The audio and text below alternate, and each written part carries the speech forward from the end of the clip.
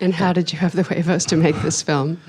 You know, I'm not a war reporter. I've never been in any situation like this before. So it was an absolutely terrifying film to make.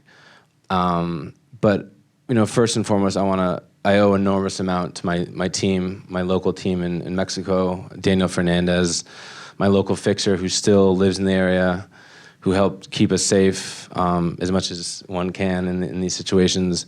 And also, you know, there's thousands and thousands of journalists all across the world telling very difficult stories. And so I wanted to tell this story, and I felt a deep obligation to tell this story, but I'm not the only one telling difficult stories.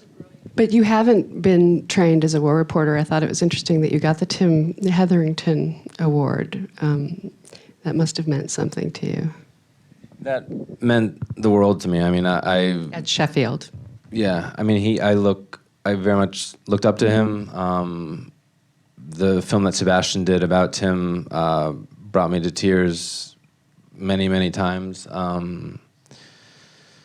And Restrepo is an incredible standard to meet. Restrepo was a huge inspiration for me in making this film.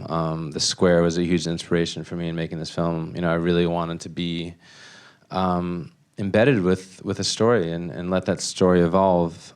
Al Maisels once said, I heard him speak once, and you know, he's also a mentor of mine, and you know, he said, if you end up with a story you started with, then you weren't listening along the way. And I think that's good advice for life. I think it's good advice for filmmaking as well, and it's something that I try to sort of listen to every single day, is let the story evolve, let the characters evolve. You know, I really didn't want to put Naylor or the Doctor or the movements in these nice, neat little boxes. You're complex, I'm complex, they're complex. You know, I want to revel in the complexity of humanity.